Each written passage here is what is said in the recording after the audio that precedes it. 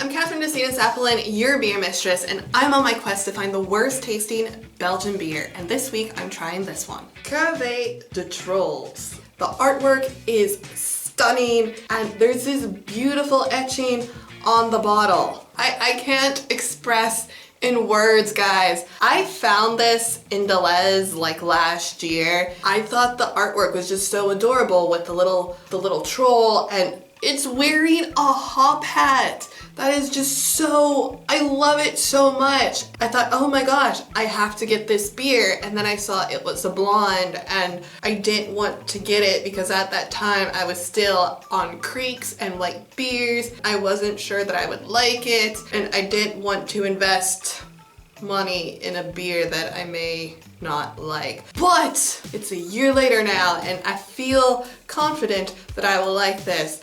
Even if I don't like it, the artwork alone, it's worth getting. If I ever make a beer, my bottles are gonna have etching, and it's going to have just amazing artwork, because that's so clever. The little troll is wearing a hop hat. I love that. Like, 2 thumbs up to the person who came up with that. And here's the bottle cap. It's not as impressive as the artwork. It's a little underwhelming, just saying. Oh my goodness. Oh wow. This has such a strong aroma just coming from the bottle. It smells delicious. Hopefully this isn't one of those beers where it smells good and then you taste it and it's just sadness, but it shouldn't be. I have high hopes. All because it's part of the Belgian family brewers and the artwork is really nice. Hazel.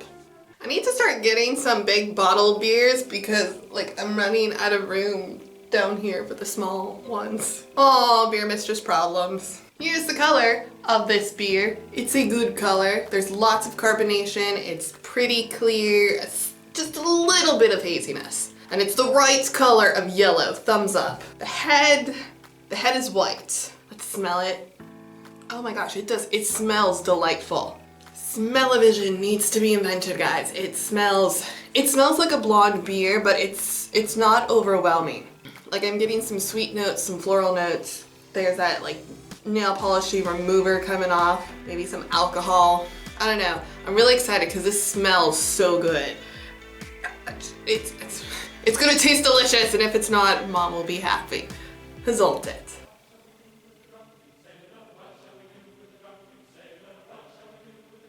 Oh, this does not taste like I was expecting. Wow, this is like a surprise in my mouth.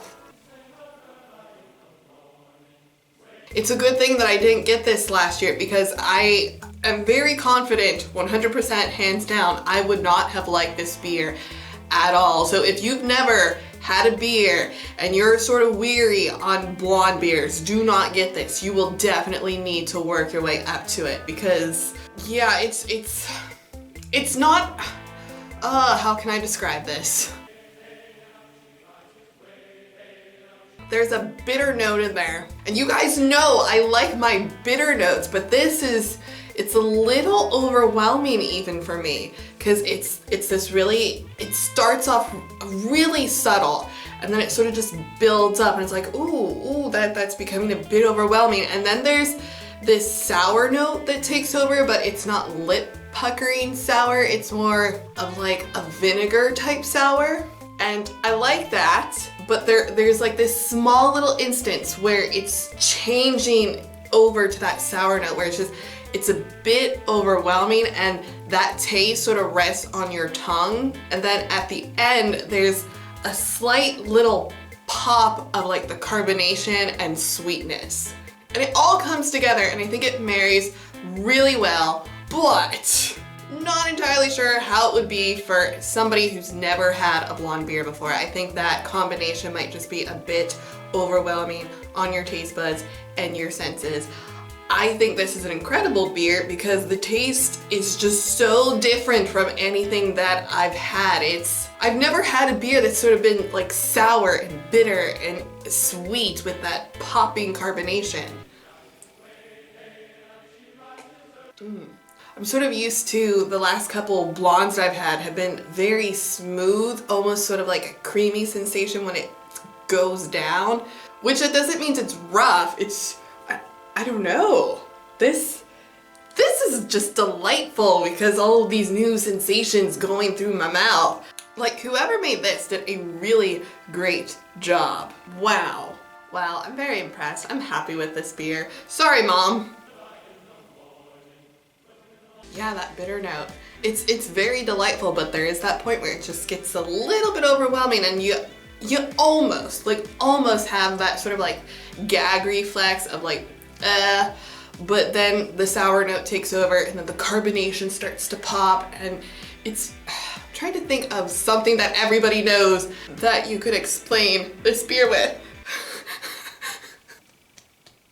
Maybe like baker's chocolate? I don't know. I don't know about other people because I like baker's chocolate. I know it doesn't have sugar and it's just bitterness, but I like bitterness, guys. I'm really weird. But everything, oh my goodness, everything marries so well in this. This is delicious. I would get this again. I just don't know when I would drink it because, okay, this is 7% ABV and I don't know what it is, but it's like those... This is sort of kicking my butt because I'm feeling it going to my head, and this is the small bottle.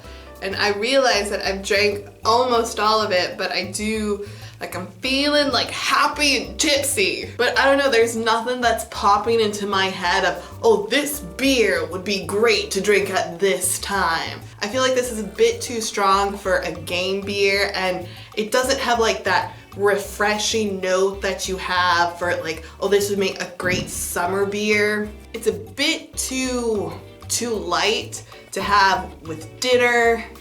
I don't know, maybe just you're hanging out with your friends, maybe you're gonna play video games. I don't know. If you've had this beer, I'd love to know, when do you think would be the perfect time to have this beer? Because I'm sort of stuck maybe at like a formal party, because this sort of feels like bougie beer. This is so delicious. Oh, but it's kicking my butt, guys. Holy crap. Ooh, it's kicking my butt.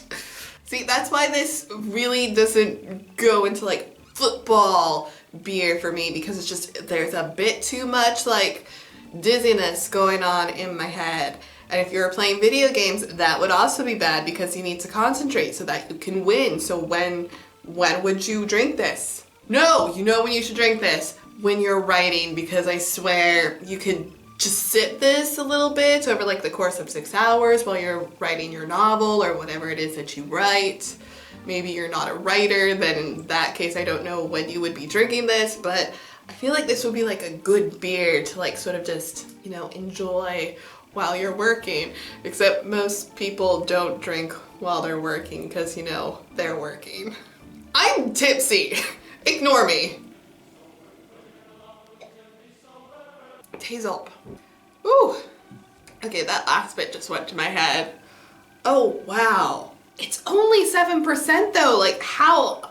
Why? Seriously, why do these lower ABV content like just kick my butt, and like 12% is like, I'm fine. This is delicious though, holy crap. If you enjoyed this video and like to see me try other Belgian beers, then be sure to check out my Beer Mistress playlist. Give thanks to the mighty YouTube algorithm gods by giving this video a thumbs up or a thumbs down. They don't care as long as you interact with my video. If you'd like to help support this channel, then be sure to share it with your friends, family, and strangers on the internet, because that helps a lot. So please do it. If you're new here, be sure to hit that red button to subscribe and ring the bell for notifications, but come back on Wednesdays, Thursdays, and Fridays because that's when I release new videos. All my social links have been left in the description below for your convenience. I'm on Facebook, Twitter, and I keep a blog where I continue the conversation, so be sure to check that all out, and I'll see you guys in the next video. Tootsies, my applescenes. Okay, there are scary little creepy trolls behind the pretty troll. Oh, they're scary. I think I'm too tipsy because that's like, seriously, they're creepy. We're gonna turn them away because they're staring.